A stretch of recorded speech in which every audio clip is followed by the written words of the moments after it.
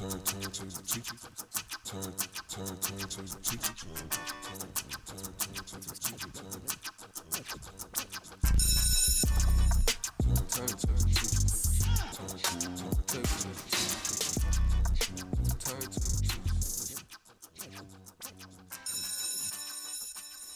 welcome back. I'm Mike with the Turntable Teachers, and class is back in session. Now, for most of our audience, I know this sort of aesthetic looks very different. We are right now recording at Nowhere Studios in Methuen, so big shout out to SK and John Glass and Melks and Andre X for having us here. We're going to be doing a lot of our guest speaker episodes here from now on going forward. Really excited to announce that. And my first guest at Nowhere on the Turntable Teachers podcast is a man that I've wanted to have on the show for quite a while. We've talked about it for maybe a year. I think so. Recently, it's been more or less the last couple of months. He's a producer. He's an artist himself. Lucas is joining us on the podcast. Welcome in. It's so great to have you on the show and do this in person, versus Zoom. We're trying to get away from Zoom for everybody at home. So Zoom is last year and the year before. That's pandemic, you know what I mean? Pandemic times back in the past. But yeah, thank you so much for having me. This is crazy. The setup looks wonderful, isn't it? Yeah. Feels great. Let's get the show rolling. Let's do it, man. New haircut, huh? Last time I saw you when you were performing, you had the locks. You got rid of them, huh? Mm-hmm. I did. It was time for a change. Yeah. I like to, every once in a while, I like to shock myself back into reality a little bit, change something up, whether it's shave or hair. This time it was the hair. There you go. But yeah, it's feeling a little bit more breezy. Awesome. I'd say. Yeah. Less warm. Yeah, well, I mean, now it's warmer months are coming. I feel like that's just I figured. part of the I figured they would show up eventually. Well, you look great in the flesh, man. Thanks. So nice to we met briefly at your show about a month ago, which we will definitely get into. I definitely want to talk to you about that because that was, of course, looking back on it, I'm sure there's a lot to dive in there. But so we're for any of our audience at home and anybody listening or watching, last couple episodes, you guys know that we sort of restructured our guest speaker episodes. So we're going to start this episode specifically with a segment I like to call, which is the objective. So we're going to get to know you, Lucas, just a little bit more before we dive in to some of the music and some of the things you're passionate about. So the first thing I want to ask you, of course, is, you're a producer first, and you're just starting to get into, being an artist and vocalist and all that. But I'm just kind of curious for you, where did your love of music sort of start? How did you start producing? Really just want to kind of pick your brain a little bit about where this all kind of happened and how it all shaped up. Yeah, well, it's a long journey. Really, the start of it was being a pianist. So when I was 4, my parents are always looking for something for their kids to do, a little something extracurricular. But they put me in a piano class, and I continued playing piano until now. I still am a pianist. And so all throughout my childhood, I was taking lessons. Just reading music and learning different things. And around the age of 13 is when I got my first laptop. It's a refurbished Toshiba laptop. I was so excited to finally have my own computer. And they, knowing I love music, got me Mixcraft, which is a very basic recording software. It came in a box, so I had to pull the CD out and install it. No download codes at that time. But I started working around, messing with loops, throwing things in there and seeing how it sounded. And I kind of brought myself into learning how to recreate beats. So, the first time, or as you're listening to music as a kid, you hardly think of how was this made. You just know you like this song. Right. But I just started to get really interested in how is this actually put together? What are they doing? So I started finding samples and drum kits and stuff that sounded like the songs I was listening to, a lot of Dat Piff mixtapes. I was downloading. Dat Piff, yeah. So I remember that. Yeah, listening to I was downloading Mac Miller's mixtapes and Wiz Khalifa and some more underground artists. I remember this artist Trans Lee. I remember listening to him a lot, and I tried to recreate a beat that sampled. It was "Girl with the Dragon Tattoo." Okay. Or Girl with the Tattoo by, what's his name? Miguel. Right? Yes. So it has that so I found the song on YouTube, found the way they sampled it, and I started to like make the beat. That's awesome. And from then I went into Reason, which is another recording software. Started messing around there. There was no audio at the time. Like you couldn't put an audio clip in. So I learned in Reason how to kind of not perfect, but like how to get good with virtual instruments. So playing drum kits and synths and stuff like that. So another skill set that just happened to build at that time. Right. Making a bunch of beats and not really sharing them with anybody. I kept them on SoundCloud for myself. Yeah. But I picked up Ableton after my friend Mike Nuzzo told me about it in high school. So senior year of high school. And from there I started to like put everything together and make remixes. By the end of college, I was putting together original songs. And in college, I studied recording and engineering. There you go. Put it all together with the production side of things, and a musician or an artist was born, I guess you could say. Like I finally felt comfortable doing all this stuff together. Yeah, that sounds like par for the course. Like most artists, you know, that's how they start. You know, they just kind of messing around with like the music that maybe they like or enjoy and sampling that. Yeah, we're definitely around the same age because I remember, you know, those Mac Miller and Wiz Khalifa tapes. Those were pretty legendary at the time. It was incredible, and the whole idea that it was free too. I know. We're just like on there downloading stuff and like, what? I can just put this on my iPod, like. iPods, yeah, those are not a thing anymore. No, huh? It's crazy that like I used to have one of those like old iPods, the like just the regular ones, and it had like, you know, how much storage on it. But I remember having like 10,000 songs on the thing. The thing was a brick too. It was like one of those. Oh, like, the big one. Yeah, yeah. I think I started with like a Nano, so still pretty small, maybe like 2 gigs. And eventually I had the iPod Touch and the slide phone. So I was, you know, working, the slide phone. That's right. Working magic that way. Well, I was such a music head as a kid, like growing up. So like the Nano was never enough for me, like because you only had like 150, 200 songs you could put on there, and then you're sitting there like in your library on iTunes being like, shit, like I gotta like delete something off this right now. Like what the hell, you know? This one sucks. album goes, another one comes in. You gotta manage everything. I know. And now here we are in the streaming era, and like none of that even remotely matters. You know, LimeWire, DatPiff, all that. What was the other one? DJ Booth, I believe it was called. I didn't get on DJ didn't get Booth. on that. I was on Hot New Hip Hop. That was one that I was on all the time. Yep. Yeah. So Audio Mac too, which is Audio Mac. It's been kind of coming back. It recently, has. which is cool. Yeah. Audio Mac does seem like it's finally kind of having a little bit more of a resurgence. It's nice to see that. They're really pushing artists, I think. It seems like every once in a while, like new artists get a big push, which is cool because they're still, you know, throwing up the biggest songs now. Yeah. But yeah, cool. I know Uche and YDA have had songs pushed up there, so it's good to see that. Yeah, totally. Shout out Uche. Yeah. So with you, like so you produce, and so when did you get into like? Cause I know you mix as well, correct? You do like some mixing and engineering. So when did that was that more like in your college days of like learning that process, and that just kind of came at that time, or was that something that came a little bit later? Yeah, well, so I didn't realize what mixing was, you know, as I was learning to produce. Like just leveling things is a part of the process. You want things to sound good. So it wasn't until college where I learned the fundamentals of studio work and mixing, like mixing to tape and using consoles and outboard gear.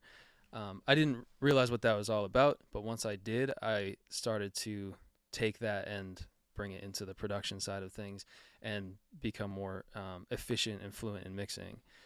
And I interned at 37 Foot Productions, which is down in Rockland, so South Shore. Okay. With Zach Bloomstein and Sean McLaughlin. Shout out you guys. And I observed them record and mostly mix. So I learned a lot of the tools of the trade there as well. Awesome. That's so cool. And here you are now, like putting out songs and producing for a plethora of different artists, and not only the Massachusetts and local scene, but New England scene, but you know even nationally, you've worked with a lot of artists. So that's kind of a good segue into my next question, where you know for you when you're looking to work with somebody or work with an artist or a musician, is it one of those things where the musician or the artist like it's sort of you're trying to adapt to their sound, or is it one of those things where vice versa, where like you want them to adapt to your sound? How do you really go about that process when you're choosing to like figure out who you want to work with and produce for? I think it's right in the middle, because for a lot of the artists that I've worked with, they're in the early stages of finding their sound, so I was able to get in the door early and really work with them to figure out what they want to sound like. But even for an artist that has their own sound, when they walk in the door and we start working together, I find it best to learn what they're about, learn what they're interested in, what they're listening to, like what song made their week, really, and take influences from all these things that they're interested in and work off that. So I don't I like to think, and I've my closer friends would tell me too, that I don't really have like a style. There's no Lucas type beat. And I think that's because I like to approach it with the artist and start at their end, and then work my own ideas into it, and they can be the gatekeeper of whether or not it's going to work. But it always meets right in the middle of like, I really like this sound. This is definitely something I would do, and they're proud of it as well. So, and that kind of leads into the production style that I do, where I know a lot of times producers have a huge backlog of beats, and they play it for the artist, and the artist picks one they like, and they use that. I almost never do that. I just have found that I like the workflow of starting new. You start a new beat with the artist and work from, again, those references, the things that they like about music in the moment. That must foster like an organic working relationship, though, at that point, right? Especially if you, I think it has to be something to be said for that. Like, I don't want to speak like I know what I'm talking about, but just from hearing you, it sounds like, with you working with them, when something really clicks between the two of you, like a sound that you guys are working on together, like that must be such a better moment than just like, here's a bunch of beats I already have, like pick one. You know what I mean? Not that I don't think there's anything wrong with either way, but I feel like there's got to be a different sort of approach to that sort of, a different approach to that work style and working relationship. Yeah, there definitely is. I've become so close to some of these artists, and become really good friends of mine too, especially like Faye B, who you saw perform at the show. She was the first artist I ever produced an original song for. Really? Like, I met her through Timmy. Well, I guess besides Timmy, we'll get into we will get into Timmy. Shout out Timmy. Yeah, no, he's definitely watching this or listening to this at some point. Yeah.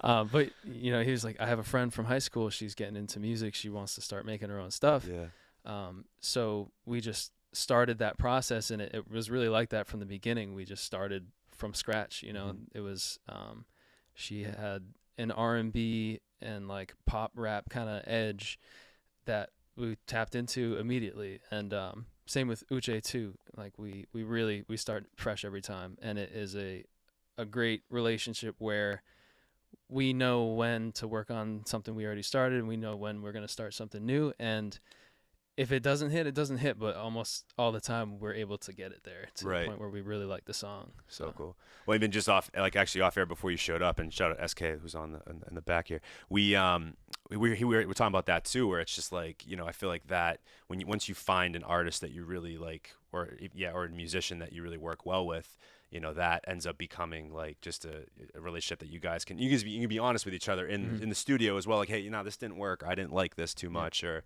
I just feel like that is just I think how you're going about it is a great way. And then it's just one of those things where it's all really organic. So that's awesome. I love hearing about that. That's really cool. There's no fluff. Like, I want, it needs to be, there needs to be feedback the whole time. Sure. I tell if the artist doesn't already know, like, I will say, interrupt me if I'm working on a hi-hat pattern for 12 minutes, say, I don't think we should go this way, we should move in a different direction. Sure.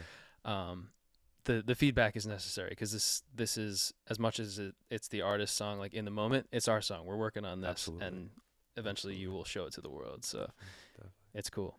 Yeah, absolutely, man. That's so cool. And I think this actually a great transition into our next segment of the show, which is the main lesson. And Yeah, we got to dive into the show, man. I mean, the Yeah. show you guys had at the Rockwell about a month ago now, a little over a month ago now, that we attended. We wrote, guys, anybody at home or listening right now, definitely go check out the article that we wrote. And also, it's on our website, www.turntableteachers.com. And we also put out a little video montage on TikTok and Instagram as well for you guys to go check out. And if you haven't seen these guys live, I would absolutely make sure you're following them and go to their next live show because we had a blast. It was amazing. You made a huge fan out of my girlfriend. Shout out Carissa. She plays You For You all the time. I was just telling Derek off air. I will walk into her apartment and she'll be playing it, or we'll be in the car. She'll be like, "Can you play You For You? Can you?" I swear to God, she's a huge fan. So you made a huge fan out of her. And yeah. And so in the article that I wrote about the experience, because again, it was one of those things where I just had such a great time and I enjoyed it so much, felt compelled to write something for you guys. I referred to you as almost the glue guy of the show, and I feel like it was a good trait for you because you've worked with every artist that was on that lineup, whether it be Timmy, Uche, Fabi, Lazy, and PS Jovi. So I'm curious for you, maybe we can run through each of them. Just, so we talked a little bit about Fabi already, but, what has your relationship been like with each of these artists, and how have not only how do you think you've also helped them with their sound, but how have they also inspired you as well as an artist? Oh man. Yeah. There's a lot of them. So, I mean, they've all inspired me in very different ways. PS Jovi was one of the first artists I met in Boston when I started coming to sessions. Now at these sessions where I went with Timmy, Namdi, It's by New brought us there as well, introduced us to this whole group of friends. Eventually where I met my manager Derek. Shout out Derek. But, we had Jita, Space Boy, who yes. besides being the world's best DJ, is also an incredible producer. Who else we had there? We had YDA was showing up. Who am I? Yeah, Jita, of course. Jita. That's actually one of the first songs. That might be the first song I ever heard from you. Which was one? No Cap. No Cap, really? Yeah, that was the first one. That's a sleeper, man. I love that song. It's pretty dope. I love the vibe of that song, and I can't remember who sent it to me. If it was you, it was years ago. I was right when we started. It was either you or him. I can't remember which one of you guys sent it to me, but either way, when you guys just cold DM'd it to us, and I get some of those all the time, and sometimes I'm kind of whatever. But anyway, so I listened to it though, and I was vibing. I was like, oh, this is tight. I dig this shit. Yeah. So that's awesome. That's the genius of Jita there. He's just an incredible songwriter. He puts out less music than the rest of us for sure, but he is, trust me, working very hard behind the scenes. I believe it. He's helping me with my album too, which we can talk about later. Ooh, okay. Yeah. A little Easter egg here. I like that. So, but yeah, PS Jovi and I we performed 1:30 a.m. at the show. And that song's amazing. That was my favorite I love that performance. Song. I felt next level energy on that one. Yeah. And really it was working with her is just, it's really easy. I mean, she writes, she will finish a verse immediately. Wow. She has her vibe. She has an incredible voice and a really unique voice too. But we had decided that we need this party next door late night vibe, and we were talking about how much we you get to the club and if things don't work out or you don't have a great night, you're I never want to go to the club again. So true. I'm going home. I'd rather stay home and make music. So we really clicked on that front. Yeah. Made that song together, and I'm hoping to get back in the studio soon. It's been a little while since we worked. Fabi, we talked about Fabi. Uche, he's the best. I mean, we work really closely right now, and we will for the rest of the time, at least as I see it. But he came into the music game in Boston as a A&R. He did? Yeah. I didn't know that. So he was talent scouting and keeping his eye out and working with other artists. And then started to realize I want to do this. I want to be an artist too. I think I have great ideas. Eventually he had approached me. We'd only worked together once before. I think I just recorded vocals and maybe mixed his vocals, but he asked me to executive produce his full length album, Jiggy Boy. That was, one of my earliest introductions into Afrobeat. And same with Ugo Boy. Ugo Boy was the first artist I worked on Afrobeat with. So between those two, you know, they brought me in and kind of taught me a lot of the tools of the trade.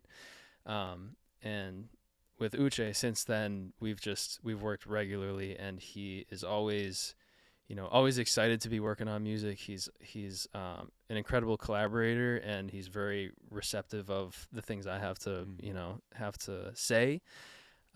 And just a great personality too. You know, he's a very welcoming person. Absolutely. And he's great on stage too. Oh yeah, so he's got a great stage presence. That was the yeah. thing right away. I could tell with him. You all do, I think. You know, and I think you do. You think you sold yourself short a little bit. You were like one of the shy, first songs you came out. You're like, I am not used to like 200 people like staring at me. You know what I mean? Yeah, so. not many people are. No, that's fair. That is fair. Yeah. I feel like I'd be the same way. You never know. Lazy, definitely. Lazy and I have been working together for a while. We had actually met when I was playing with my band. I was in a band called Daisy Bones, and she was in a band called School Shoes at the time. But we played a show together. I knew she was releasing solo music as Cammy. It's like an old moniker that she went by. Okay. And I really liked her voice. I just like very out of my element at the time. I was like, do you want to work together at some point? And we got together and made Forfeit. So that song is, I think, held the test of time. You know, she's incredible at writing these guitar riffs. She's a great player and singer too. And we just have the same vision for a lot of stuff we work on. We have a ton of stuff in the archives right now waiting to come out. Nice. But she's extremely versatile and has that indie pop like bedroom producer style, because she produces all her own stuff too. So when we work together, we have the same language. I came on to her. There's an artist by the name of China Blue. Yep. And I'm close with him, and shout out Seth. And that's how I came on to her was through him. And ever since I've definitely been enamored by her sound and just the way that just her stage presence too. She was awesome. And Forfeit's another one of my favorite tracks that you have. Yeah, she's very good at conveying emotion. Yes, definitely. Very good. I would agree. And I think the only one left is Timmy. We're saving Timmy a little bit. Yeah. Well, Timmy and I go further back than anyone else. Right. We met at the radio station WML at UMass Lowell. Mm-hmm. I was engineering. I had volunteered to be the live sound engineer, and one night someone was like, we have like an empty slot, but this rapper's coming in. He's just gonna freestyle for 45 minutes, and I was like, okay, I guess I'll handle that. And in walks Timmy, and I'd heard a little bit about him like leading up to this, and I checked out his SoundCloud. He had like some really a lot of plays on his music, and he had a lot of songs out, and I was like, oh my God, this guy's like serious. And I was kind of scared because I wasn't working with anyone on music at the time. Mm-hmm. He had some beats, gave me the flash drive. I started playing him, and he started freestyling and just didn't stop. And then he goes, yo, do you have anything? Like, asked me to play some beats of mine. I did, and he kept freestyling over them. And so we kind of struck it off, and we talked about music and got together, and we wrote She Down, which is a much older song. It's probably about 4 or 5 years old now. It must be, about that. And we both had this, love of experimenting with hip hop and electronic stuff. Mm-hmm. And he was my gateway into what I do now. Really, I met everyone one after the other because of Timmy. Right. So it's been a blessing to have been there, to know him and to work with him, and we work just alongside and with each other all the time. Really, Timmy's the gateway. He has drug. Yeah, I don't I like that. I don't say this about a lot of people, but I just his aura. He does have an aura about him. Like right away, It was so apparent. Like it went, whether it was like when we were talking after the show or like even during the show. I mean, his ability to be able to just captivate an audience to me was just like so crazy. So, and you're giving me some great little tidbits here for future interviews. Hell so yeah. Which is fantastic. So you're helping me out a little bit right now too. I want to ask you though, specifically because this was really your first headlining show, correct? You and Timmy, or have you guys done anything prior to that? We've done. Timmy has done. I think had done 2 supporting acts, and I had hopped on to, I think both of them for like one song. I think we did Halftime together or something like that. And so neither of us had headlined a show. So really I would count this as our first real show as artists. So yeah, big first. Oh, for sure.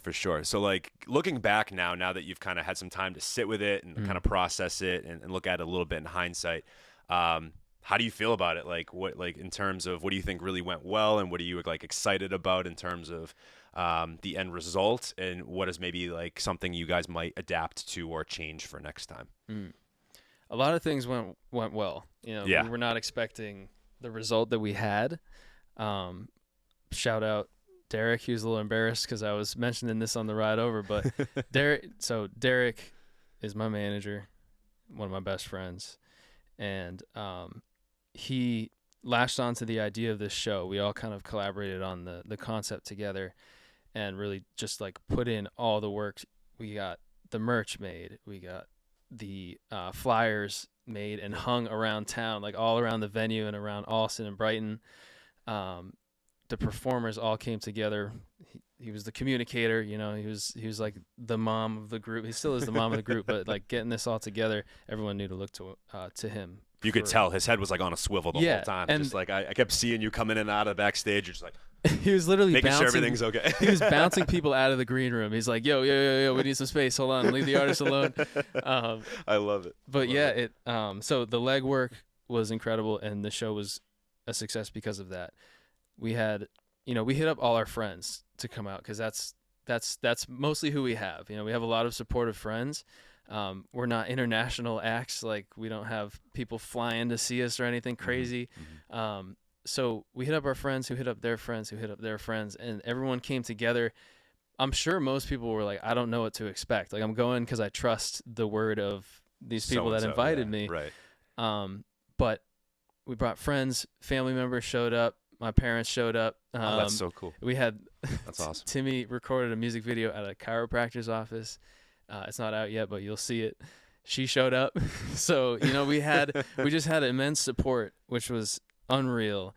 And the crowd was receptive and, respectful. Everyone was having a good time. Yeah. I never, a crowd's not going to do exactly what you want, but to look out and see people interacting and having fun, and there's no like weird like beef or like people.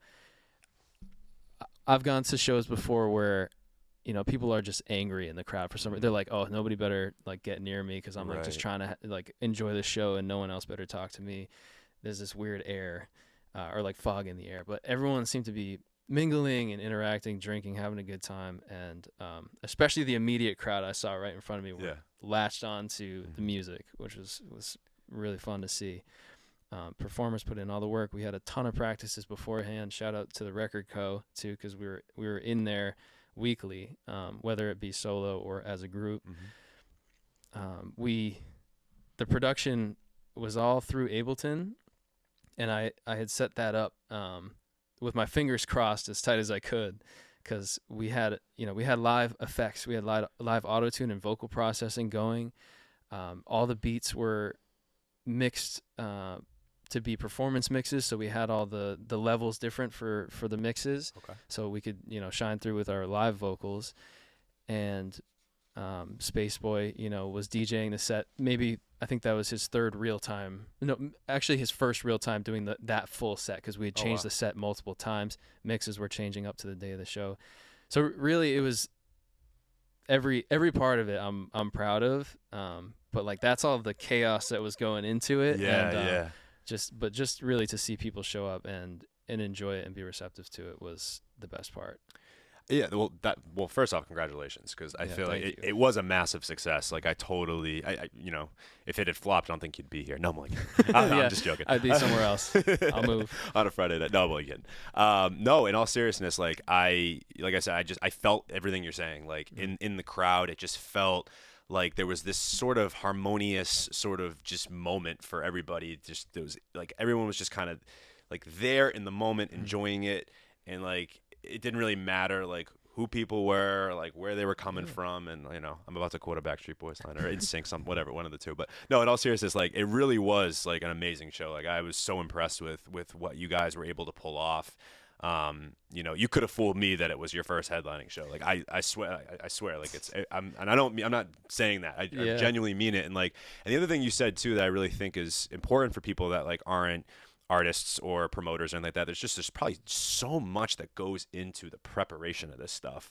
And that, I think before I started, podcasting and getting into this space that I never really considered as like just a music fan. It's not one of those things where you're kind of understanding like all the prep work that's involved in going into it. So I'm sure it's stressful and in a lot of ways, big stressful. Yeah. But rewarding at the same time if it goes the way that it went for you guys. So yeah, even if there were more hangups, it still just feels good to get out there. Yeah, totally. Fun fact too, we didn't even have a sound check. Like we were so tight on the slot. We had a bunch of performers. We wanted to get everything in. Yeah. We had about, I think, 45 minutes or an hour straight of music. What was it? Fact check, Derek. Oh, almost okay. So almost 2 hours. It was close to 2 hours. I mean, we showed up. We might have missed the first couple of songs, and I think because it started at like 9, we were there till like almost 11:30. Okay, if I'm not mistaken. Yeah. So we and it was nonstop. Like the music didn't stop. We had a little bit of like banter in between, but right. We needed to fit all that music. The doors opened for us a half hour before the show started, which is not a lot of time. You might think a half hour is plenty, but it's not. We had to set up the stage. We had to get the laptops out, all the audio interfaces connected. The sound ran. We made sure that the sound was working, and then we went off. So, it went really well, and I don't want to jinx. Is there real wood in the? Yeah, that looks like real wood. The next one will go just as well. Yeah. So well, and the cool thing about it too, what I found very unique was you guys didn't just give like Faye B like a little set and then that was it, and like then P.S. Jovi, then Timmy. Like it was just you didn't know what to expect. It was just like everyone was coming in, coming out. Some people had collaborating and performing songs that they had together, and some of you guys were doing solo stuff. So I felt like just that as well, I think, was very engaging for the crowd. So that was a really good way to do it. I think you guys kind of tapped into something really cool there that I haven't really seen at a lot of shows that have like a long list of lineups like that. Like it's usually just, okay, this artist does a set and this artist does a set. The only time I've ever seen that sort of at a show was probably a decade ago, Drake's Take Care, where he had Joey Badass, Meek Mill, J. Cole, Waka Flocka Flame. Like it was a crazy lineup. And Drake had like he had Cole come out for In the Morning and Waka Flocka coming out for like whatever song they had. I think it was Roll Bounce, something like that. I can't remember the top of my head.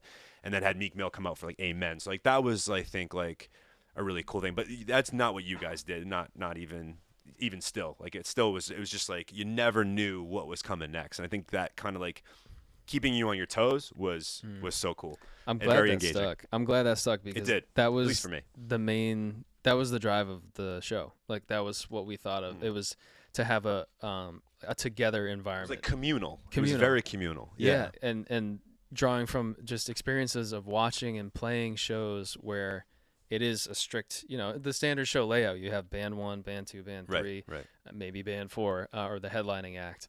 And if someone shows up for band 1, they're going to leave. Most likely, that's a good point. They leave right after they're done, especially if they're friends. So, which is a lot of who we had at the show.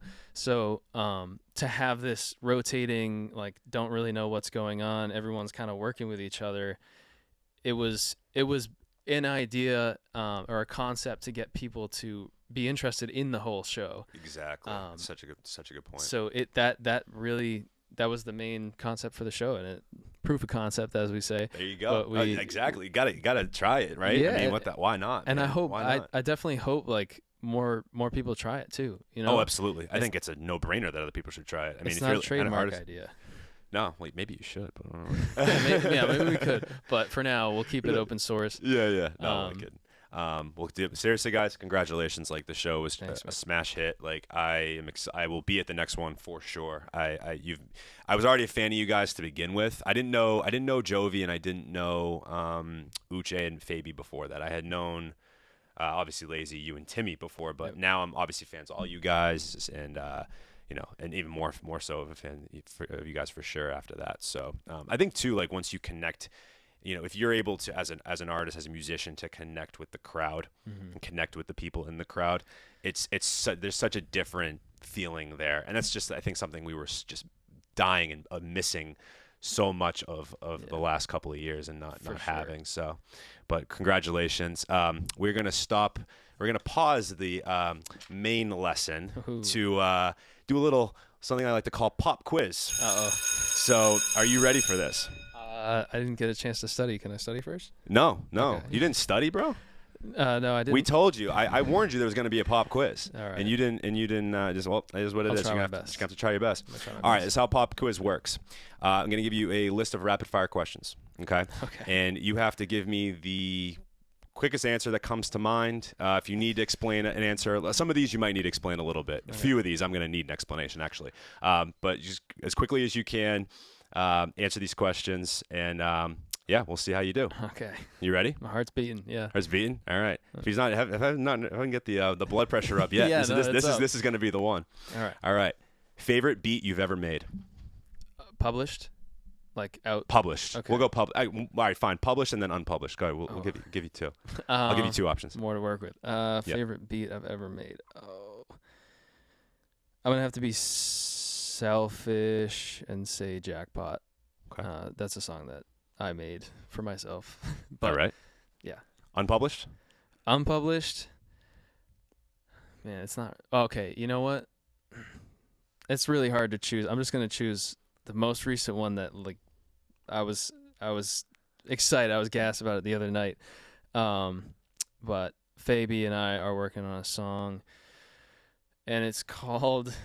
I don't name my project files like very well, so it's called Squeege, I think, like short for squeegee. Yep. It's not, or no, it's called Flow. Sorry, no, I don't know. But the one I made with Fabi the other night, that's the answer. Yeah, that's a tough question because it's like I'm making you choose between your children, right? Or like asking me as a teacher, like, who's your favorite student? Have hundreds of children, so. Of course, yeah. Okay, local artist you'd most love to work with, but you haven't yet. Can I say two? Absolutely. Go ahead. Okay. Stefan Thev. Amazing. His ghouls, skeletons, Yep. whatever the school. I'm usually so good at names. Ghouls, ghosts, skeletons? That's what it is. Is that it? Ghouls, zombies. There's zombies in there. Zombies is in there. It's a ghoul. Stefan, which one? Ghouls, zombies, Somebody skeletons? needs to fact check this. No, yeah, ghouls, zombies, skeletons. I think that's what it is. Yeah. That song's insane. Yeah. Insane. And then the one he just came out with, Dev Soda, is pretty tight too. The Yes. Wasted. Yes. Really cool. Nice hyper pop. Really cool. Vibes. Shout out Dev and Stefan, obviously. Stefan Dev, okay. Honestly, oh man, this is so hard. I know so many, which is a testament to the Massachusetts music scene. By I the know way. there's so many of you guys. So many. Oh no. Honestly, I've been really bumping this Tyler Loyal project. Do you know Tyler Loyal? I'm gonna have to get. I will send you. Yeah, I'm gonna need that. I gotta remember the name of the album itself. Tyler Loyal. Sorry, Tyler, that I don't know you. Oh, you're gonna know Tyler. I hope I'm gonna need to. Incredible voice. This project is called. I know the album art, and I just play it front to back all the time. I love albums like that. I never pay attention to the names. It's called Nova. Okay. And it was released in 2021. So. Word off. Check it out. All right. Cool. I'd say those two. All right. I know Stefan. I know Stefan. I don't know Tyler. So I'll have to do my homework on that one. Pop quiz homework. Yeah. Oh yeah. Now I have homework. In your opinion, who's the best producer of all time?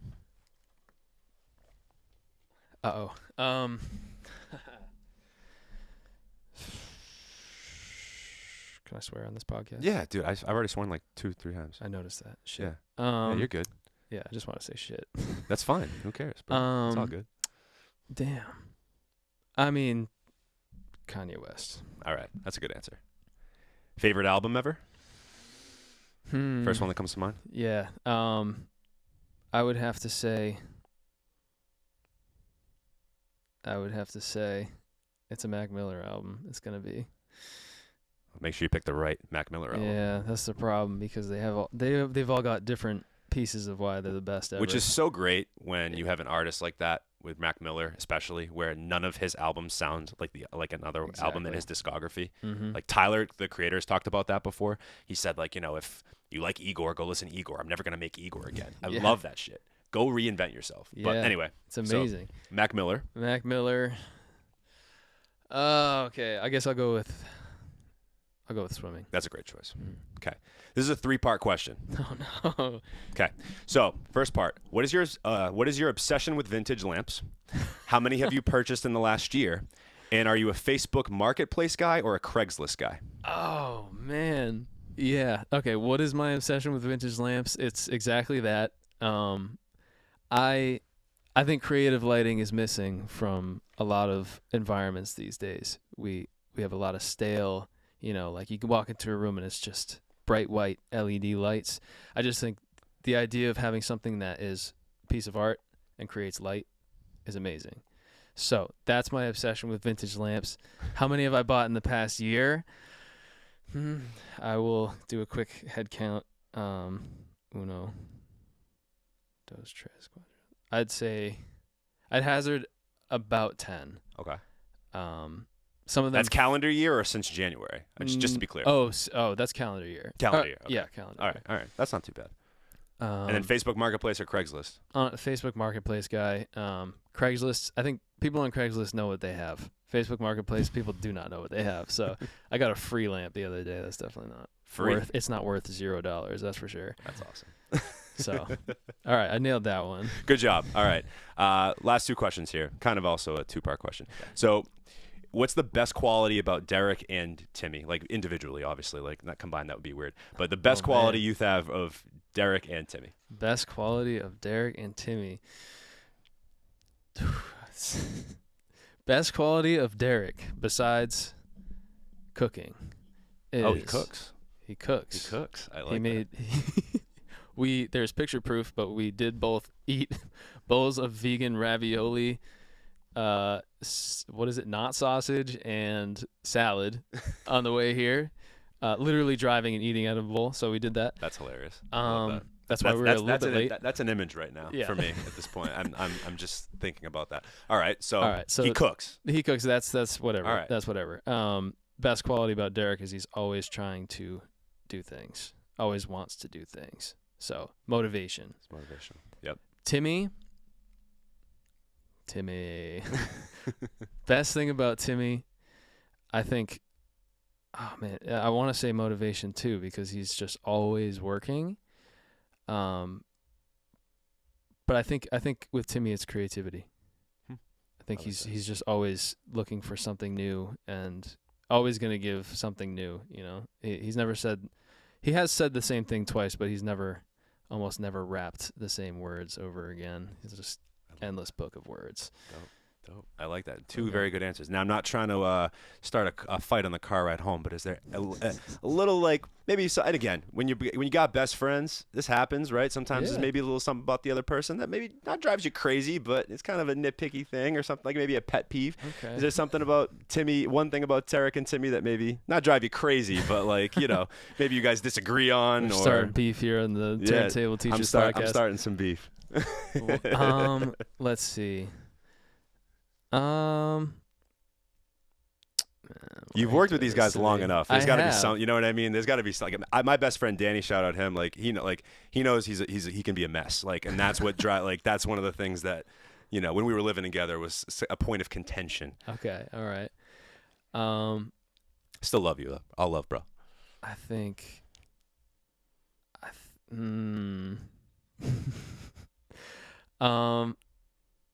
think with Derek knows this. He's very attached to every product that he's working on, everything that he's working on. So sometimes we talk ourselves up onto a ledge with like how serious we are about something, and then we're like, oh, we're good.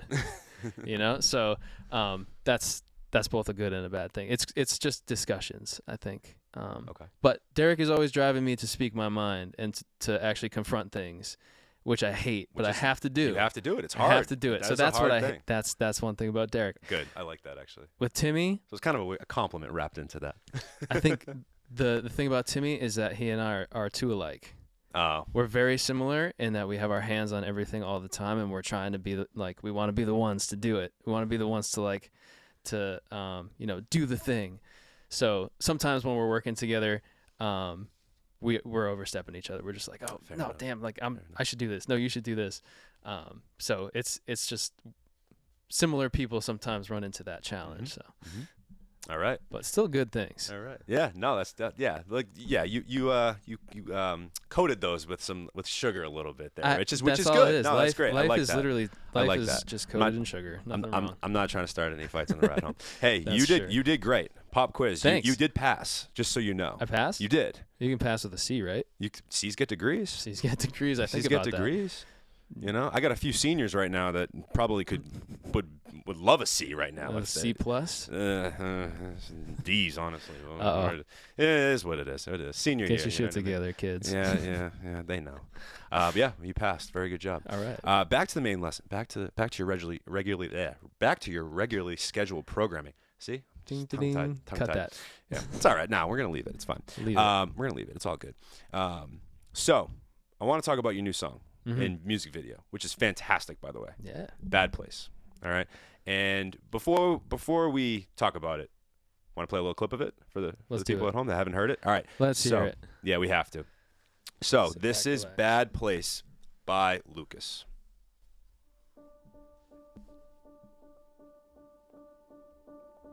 I moved out of my parents' house just to isolate. I sold all of my prized possessions to win the day. And now I'm in the city, we're just a block away. I could have all of my friends come over, but I'll never tell my friends come over. I started doing therapy just to try the couch. It turns out that my brain and I had to fight it out. Feel all the benefits, but I still look lonely. I spend all of this time with myself, but still don't know me. They say it gets better, but I don't feel better. I just need a little more time. No pressure, but it might take effort if I ever wanna be alright. Procrastinating and waiting never did nothing for me. Gotta get moving on, never find words to accompany my melodies. Cause I've been in a bad place. Writing these songs never felt so hard. Wake up and my thoughts race. Running all day until the next one starts. I tried doing things right, chasing the high, I never felt so far. Cause I was in a bad place, but I think I'm getting over it. All right, and that was a clip of Bad Place by our man right here, l.ucas. I love first of all, the production on that's awesome. I love like those like colorful, like watery keys you got going on there, and the vibe's really cool. It's very like, minimalist somewhat, but then I love as well too the lyrics, especially. That's my favorite. I mean, obviously the aesthetic, the sonic just appeal of it's amazing, but the lyrical component is what I really like about this song. Yeah. Especially like how introspective you get. And sort of just you kind of opening up and talking about like obviously like the bad place you were in and you know the therapy, which I'm a huge proponent of. Shout out anybody, you know, it's mental health month as well, which I didn't, or mental health awareness month, which I was unaware of. Go to therapy, seriously. Or at least try it. You don't have to just go, but try it. Yeah, you know? find a therapist that I actually click with and like that. A lot of times I look forward to my therapy sessions every week. I do too. It's great. It's great. You get to vent to somebody that's completely unbiased in your life. And get some stuff off your chest and your shoulders or whatever body parts, you know. My got knees, that tension. It's always on my knees. It's on your knees. Reason. I'm a shoulders guy. Lower it's back. It's all up in. Oh yeah, there you go. I'm an old guy. So. Old for being in our 20s. So I was just curious if I hate asking the question like inspiration for the songs, but like in terms of this song, like what really like was that like bad place you're referring to? If you could elaborate a little bit, if you don't mind elaborating a little bit on like Yeah, not at all. about like how you just got inspired to like write this song and like how it kind of came to be. Was that like was this a difficult process for you? And I just want to hear a little bit about the song. Yeah, I actually wrote the song, and the lyrics are telling of this, but I was, when I first moved to Boston, I was freelancing as producer and engineer. And that was it. I was doing that. I was able, to pay my rent with it. And then some for, whatever groceries. I don't eat the best food, but I eat some of it. But yeah, I was freelancing and also trying to be an artist at the same time. And going through music school, going through like recording school, the big thing is like, oh yeah, I'm worried if I'm working in music, I'm not gonna want to be, play music. I'm gonna hate music and just want to have to do it for work. And I've always been like, screw you, no way. But at that time, it was the mix of doing this as my own business and trying to also figure out, new clients and how to make sure I was making my worth and actually finding what my worth was. This whole mix really stressed me out. And I've dealt with like anxious feelings and anxiety for a long time. For sure. It stressed me out to the point where like I couldn't come home and write music. I didn't want to. And if I tried, like I felt no inspiration. I just had a lot of bad days in the studio where it's like I'm not inspired by this project I'm working on, or I just feel like it's dragging out and I'm not really any part of this except for hitting record. So I started to dial back, and I picked up a second job and was able to offset bills and stuff and get some weight off my chest and go back to producing when I wanted to and when I could, not producing because I had to, and engineering because I had to. So this song was about that time. It was about the time when I couldn't write music. I couldn't bring myself to it.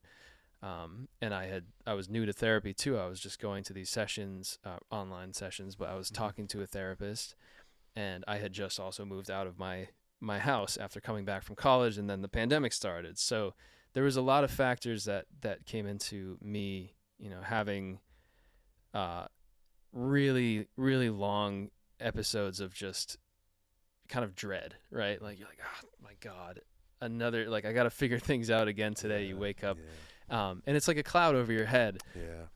And over time I was able to deal with it, talking to a therapist especially, and talking to friends, opening up these conversations about how I was feeling, and learning that, I had to confront these feelings that I was having and understand where they're coming from, like why I feel certain ways about certain people, or these situations that are going on, like why I can't maybe confront them at the time. So having to figure all this out with therapists, with friends, I started to understand this cycle of it's all in your head. It is your body's response. Anxiety is your body's response to stress. Yes. And so having an understanding of that, while it is, and I've had great talks with Jita too about this, you're going to live with this forever. We're all going to live with stress forever. Yep. That's just a part of life, and it's a part of especially being this human. world we live in now. Exactly. Yeah.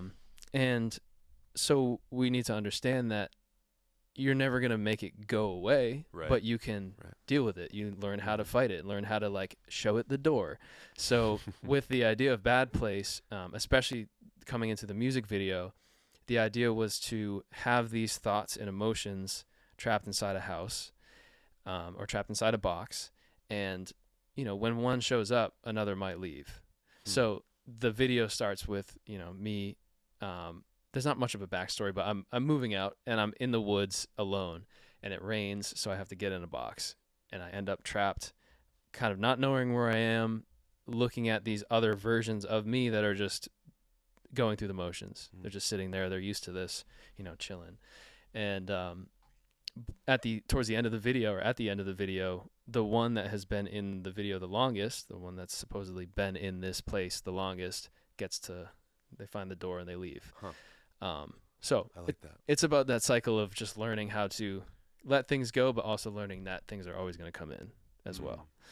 So I think that's all of the backstory behind Bad Place. No, I thank you for sharing as much as you did too. And I'll definitely empathize with you as well. It was about a year ago not to the day specifically, but was similar for me. Like I had a moment where I just was getting so just overwhelmed and stressed out with like, full-time teaching and trying to, run this podcast. And also I coach basketball as well. And I own a home and, have a relationship and friends. And it just felt like I was at this place where I was like, like you said, just so overstressed, so overwhelmed, overstimulated, like not taking care of myself in the proper way.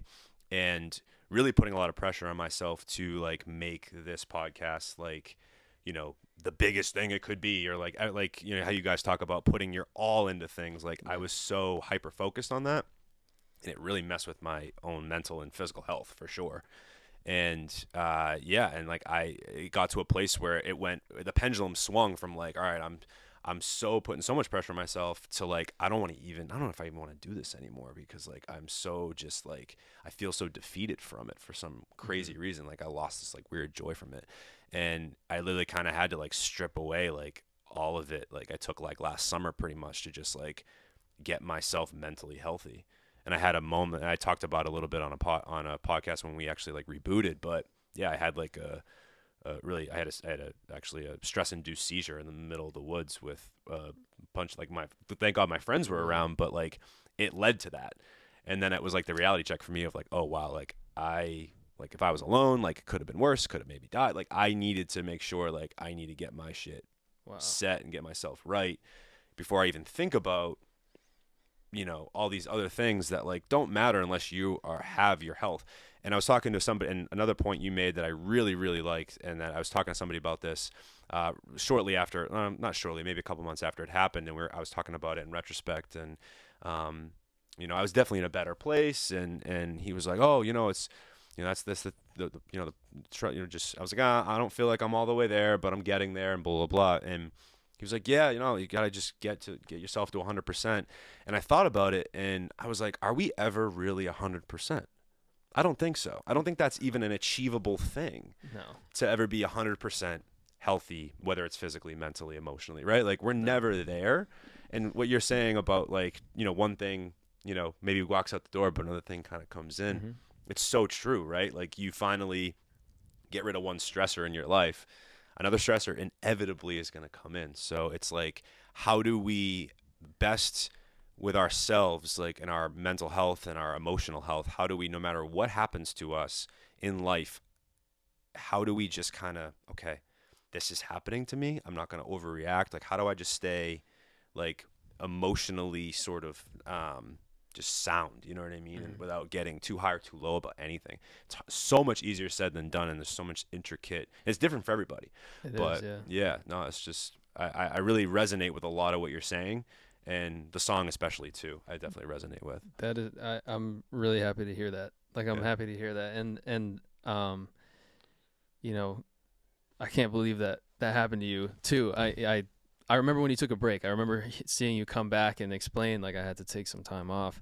But I'm really happy that you found that, started to strip things away and come back and approach it differently. Right. And find out what really was going on, because that for sure.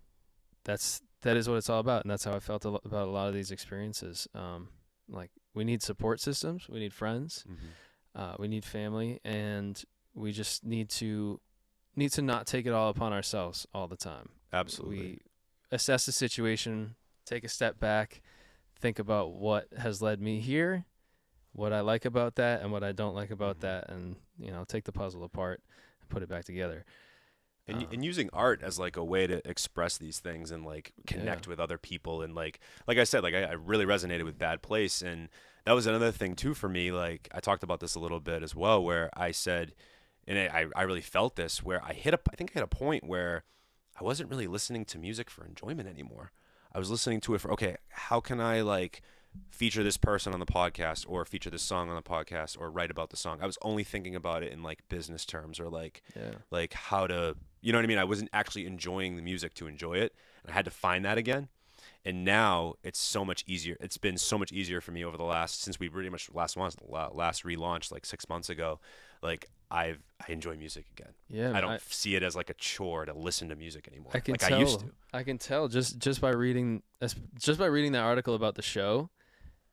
And I've told you this before. Like that article is incredible. Thank you, man. And I really appreciate that. It's the observations. Like you were paying attention to everything, and you weren't like sitting there taking notes. Like you remembered this stuff because you were enjoying it. It impacted me, man. It impacted. Yeah. Derek and I were talking about this right before you walked in, and I was saying like, you know, I still write about music. You know, obviously I'm a journalist. I'm a podcaster. That's kind of my job, my space in this whole thing.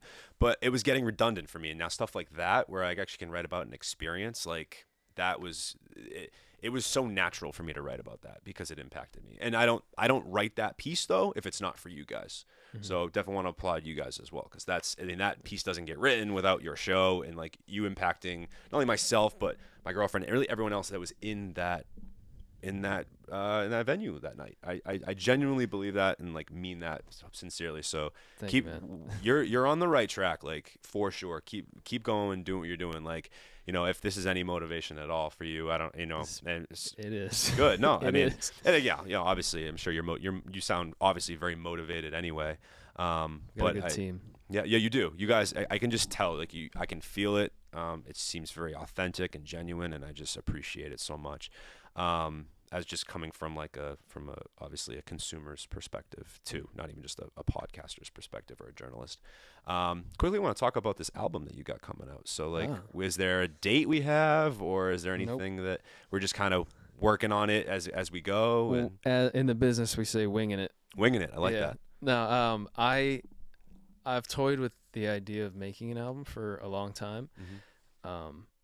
And you know, there's still a lot of doubt in my mind because every YouTube video you'll watch, and trust me, I watch a lot of them, they're like, oh, you know, it was Damian Keys. I don't know if you've ever seen his videos, but he's like sounds familiar. He's a big influencer in the like indie do-it-yourself artist sphere. Okay. And he's like, you know, he's got English accent, of course, so he's like, don't release albums, you know, release singles. You got to push more music out in an album. If it flops, you've done all this work and you've invested all this money. But all my favorite artists have made incredible albums, whether it's the beginning or the end of their career, or the middle. Like, an album is intentional, and I've always looked at music is intentional for me. Yes. I didn't start making music, you know, to make a bunch of money. Mm-hmm. That's the opposite of what any of us are doing right now. Right, exactly. At least in this level, but we do it because we love it, and I want to make the best music I can, and I make the music for myself. I want to hear this stuff. I want to hear this music. Yeah. So I make it for me, and then if anyone else likes it, that's perfect. That's good. So yeah, the album is just, there are songs that I've been working on for a while now. I think going back to about a year ago. Okay. All tracks that, you know, have impacted me in different points in my life, especially with what we were just talking about with these struggles with anxiety, beginning to go to therapy. Like, I have a song called Water, which I actually performed at the show. Yes. Which was... Oh, that song's great. I'm actually remembering it. Yeah. So almost like to the day about the night I decided I need to go to therapy, because I felt this like literal wave over me that I couldn't control. That's good context now that I'm... When I think about it a lot. And the falsettos you hit on that shit, it was like, ooh, damn. I was like, I was feeling that shit. I was feeling that. Mess around with the falsettos a little bit. That was dope, yeah. That performance, not to cut you off, I'm sorry. That performance, obviously the 1:30 a.m., like, P.S. Jovi fucking murdered that shit. Yeah. But, like, oh my God, like, everybody, I think, in the room at that moment was like, whoa, this is crazy. Like, holy fuck. You know what I mean? Like, she just had a moment, I think. But, yeah. But, yeah, the album is special. It will be special, and it's also the mark of me beginning to work with my friend Gustavo Barroso, and he's a designer, artist, and just like an all-around creative. He lives in Brooklyn right now. I'm wearing his shirt, So I was about to say, is it? Yeah. This is a piece of his furniture that he's designed. It's called the slime chair, or the green slime chair. And so he creates furniture, and he has all this crazy art that he's done over his career as an artist. We have some hanging in our house. All his friends have some hanging in their houses. But he has signed on, as my creative director. So we were working together. We worked to create a whole brand around me. We have yet to, we're going to start implementing it into releases, and you'll see it coming up. Okay. I have a song releasing, actually, I forgot to mention this, at the end of May 31st. All right. Yep. So this episode will be out by then. Cool. So All right. Yeah. So the song is called Isolate, and I performed that at the performance. I remember that one too. Yes. That song, quickly, it's about coming out of COVID isolation. I got COVID in October of 2021, so still pretty early. Yeah, early on in it. Yeah. That was the 14-day isolation. I was locked in my parents' basement for 14 days. They put food on the steps like I was a gremlin. And that happened to me too. Yeah, they didn't treat me like I was a gremlin, but I felt like a gremlin. Yep. And by the time I got out, I was supposed to be happy, but I was still so nervous about everything. Like, oh, yesterday I have COVID, today I don't have COVID. I don't know what to do. I drove. I just got in my car and I drove because I couldn't deal with, all the stress that had just come down right at the end of that isolation period. And as I was driving to my girlfriend, Olivia's house, and I just had to pull over, and I cried. I was just very stressed out, and that's exactly what this song is about.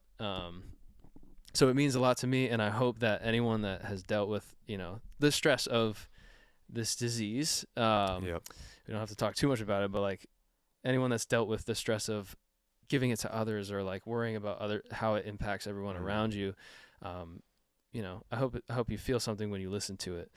But yeah, Isolate is coming out. The cover art is designed. It's a picture that was curated by Gustavo. The text, everything that's going to be involved with the marketing of it will be through him. That's awesome. And his network. I'm excited, man. It's huge. And really shout out Jordy. Shout out Jordy. Actually, the graphic designer that we worked with, he's from Brazil, and he's incredible. Awesome.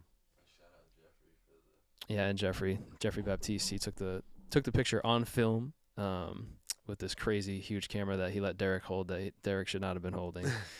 Multiple thousands of dollars, whatever. That's awesome. But yeah, cool. Networks, man, I love it.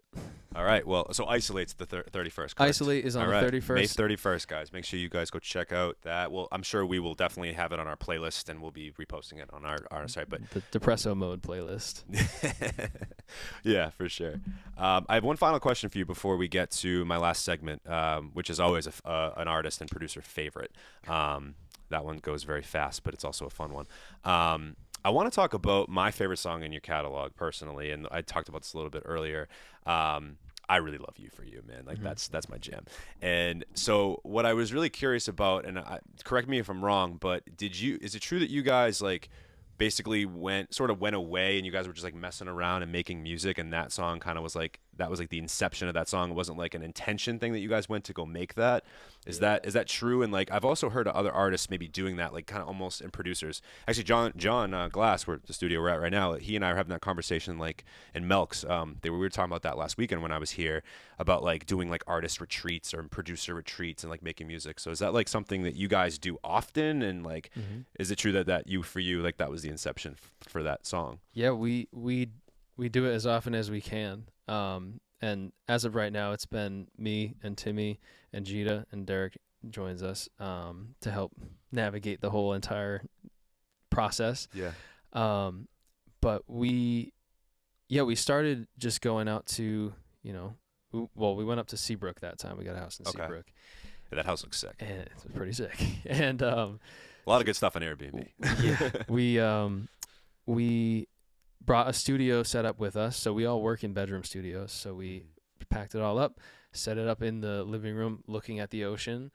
And So the idea is just to get out, we as bedroom producers, we work in a very unregulated and small environment. It's a bedroom. So we're used to just sitting there at a desk with monitors and a laptop and an interface. Like that's it. Right. That's all we need, and a keyboard on the side, of course.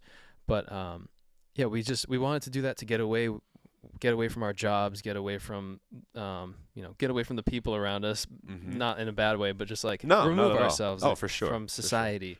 And we did not intend to make You For You. Timmy and I were actually working on another song at the time, and Gita wasn't there at that moment. But Melty Cannon was watching a live stream because him and Timmy go way back. That's cool. He's dope. He is amazing. He's so good.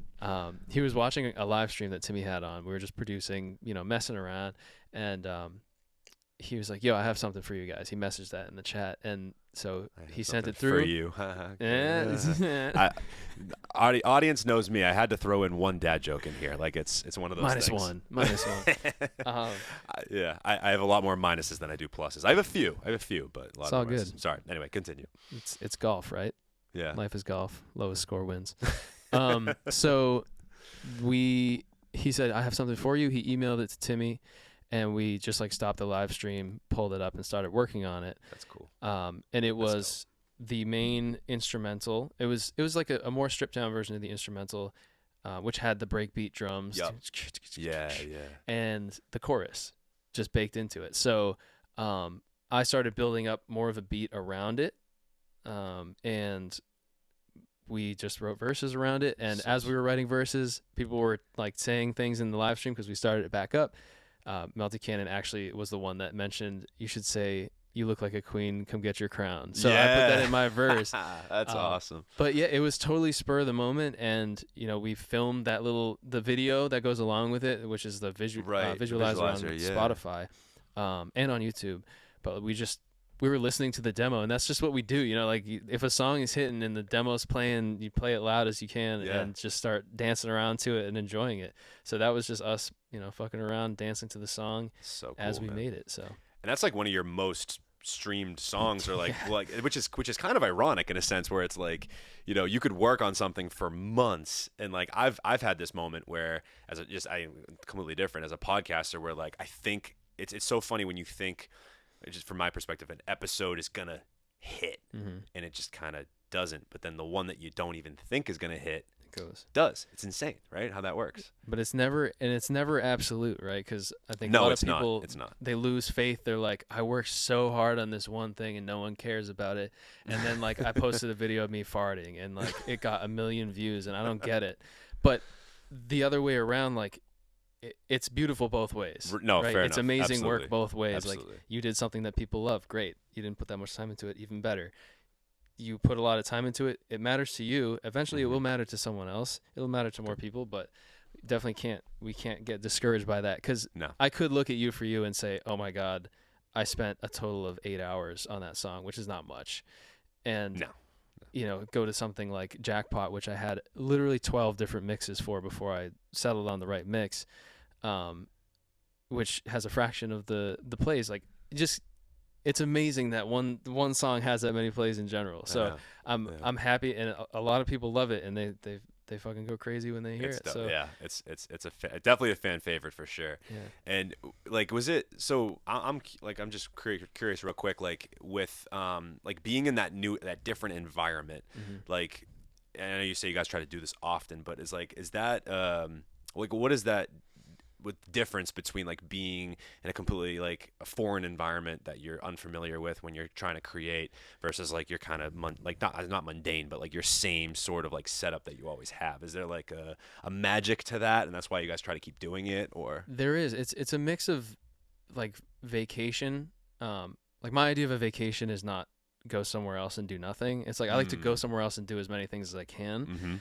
Yeah, you're not cut from the same cloth for sure. Yeah. It's a mix of vacation and continuing the same work we always do. So this idea kind of definitely brewed from my time in a studio. And while I love being in a recording studio, like the place is made for this. It's made for recording, getting the best sound and listening to it back in the best way. I love that. But at the same time, I feel like it's almost like walking into a cubicle every day and just closing yourself in and saying, "All right, time to do my work." So how can you be as creative as possible if you are doing that? I think good point. I think that if you can get vocals sounding good, which, you know, if you have engineering background or have experience, you can do that wherever you are.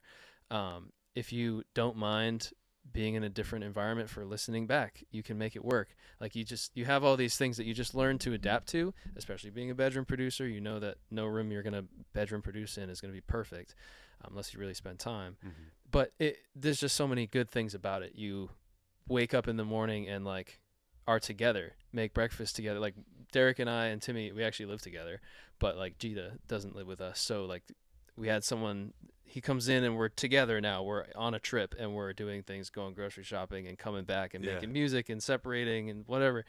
It's all just, it's really cool. And so cool. We're just doing the same work that we always do. And we get to look at the beach or a mountain or something like that.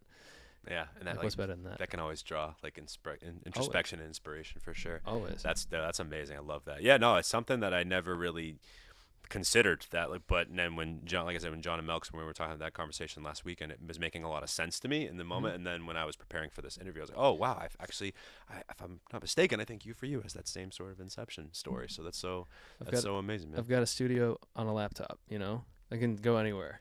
And then the beautiful thing about this, you know, about right now in this day and age of like you can make music anywhere. You can literally. It's not how it used to be, and so even though things are a little more oversaturated these days, the accessibility is just through the roof. Just get out there and find a new way to do things. I love that. Lucas, this has been a fantastic episode, man. Like yeah. I think this is a great first episode in this new space. Like I'm definitely feeling good about it, and I was just so great to chop it up with you and have you on this show, man. I'm thrilled about it. And I forgot I was nervous. That's good. Same. After nice. like 5 minutes, I was like, oh, this is actually tight.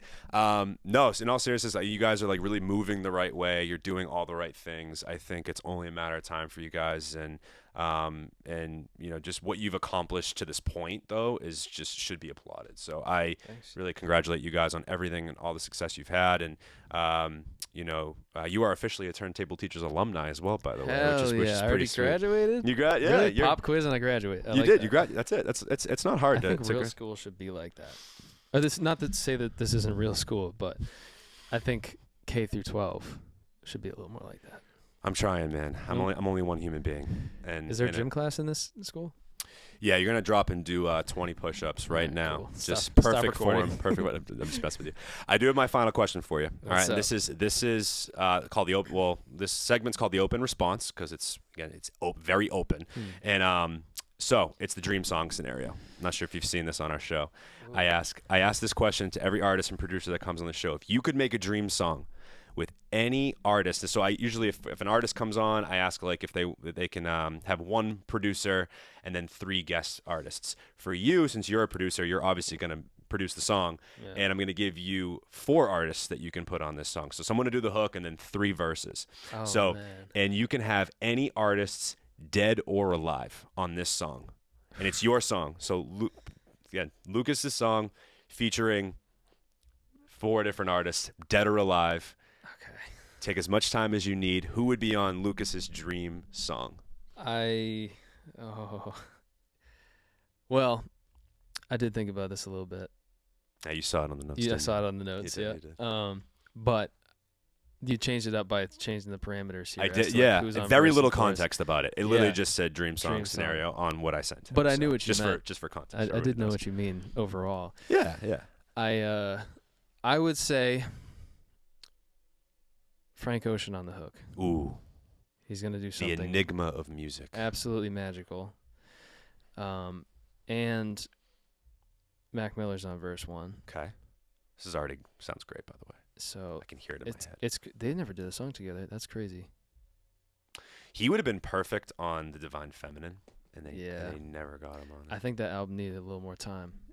That could have been special. I think it still was, but like it was very special. And I loved it. But I think maybe a little bit more time. It could have been. If it had more time, something like that would have happened inevitably. Or although that Ty Dolla $ign joint is like phenomenal on there. Yeah. He's right. Cinderella. Cinderella. Yeah. Yep, you got it. Okay, so we got Frank. We got Mac. We got 2 more verses. 2 more verses. Artists dead or alive that I love. Oh man.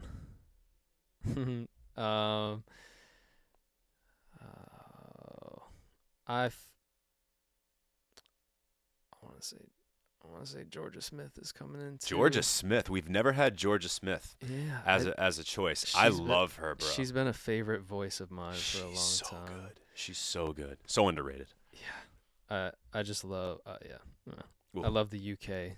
The UK, she has one song that's like a UK garage remix. It's one of her more popular songs. I forget what it's called. On My Mind with Predator? Yeah, it is On My Mind. That song is that's a jam. And she has a song, by the way, called Tomorrow. Have you ever heard of that song? Is that on it's insane. the This album came out a couple years ago. With I think it has Blue Lights on it. Yes. Yeah. Yes. I would know that. Tomorrow's song. my favorite Georgia Smith. Is that the song. guitar? Is guitar and vocals? It's more of a ballad. Or a ballad. It's like, it'll all make sense tomorrow. I'm gonna have to. I am not doing it justice. Obviously. You don't sound like Georgia Smith, but you do sound good. Really? Yeah. I have heard I've butchered good. songs, so I don't. That is not what I've heard. So we have Frank Ocean on the hook. Mac Miller comes in. Frank Ocean comes back for hook number 2. Georgia Smith hits the bridge. Ooh, and she murders that shit. And then harmonizes a little bit with Frank Ocean. And then you're structuring this. I like this. Some people just give us the list. You're like, okay, you're putting in the actual. Oh, in the last verse. I mean, yeah, who just like knocks this thing out of the park and just like completely sends it into number 1 hit smash that it already is. I feel like I could really throw a wrench in this right now.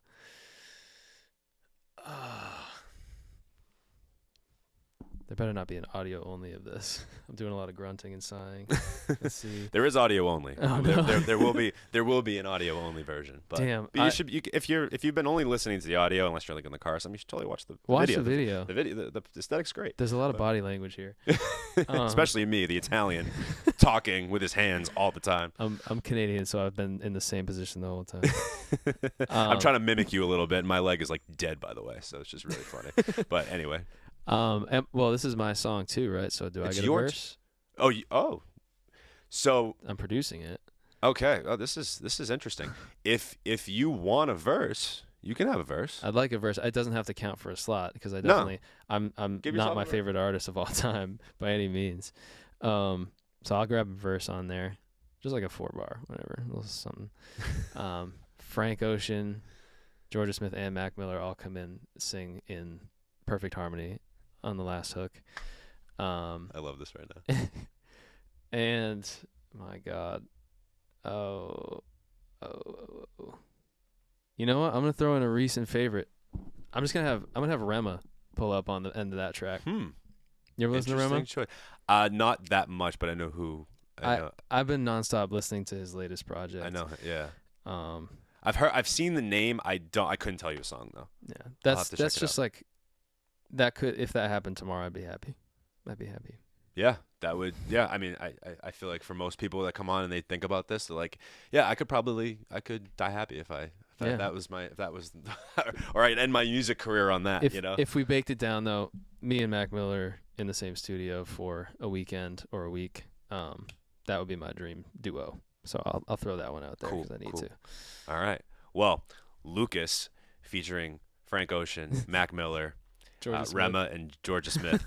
Think it would be a smash. Think it would be a number 1 hit. We would certainly have it on our podcast. I don't think people would know what to do if they heard that song. I don't know what I would do either. I think, and I love how you like throughout. Like explained how it was all gonna go down. I don't think I've had anybody else come on the show and actually tell us. All right, now there's like this is gonna blend, and these two are gonna sing a harmony. Wait till you have Timmy on the show; he'll do that. Oh, he's coming up next. He's definitely in the rotation here for sure. Lucas, man, this has been awesome. Yeah. Like seriously, like what an awesome episode. Thank you for having me. Oh, of course, anytime. This was an absolute pleasure, a blast. I think this is a great inaugural first episode here at Nowhere Studios. So again, if you are an artist or a producer or podcaster especially, you got to hit these guys up. Nowhere Studios, they do it all here. Again, shout out SK, John Glass, Melks, and Andre X. They absolutely kill it here. Their studio's phenomenal. You got to come check it out.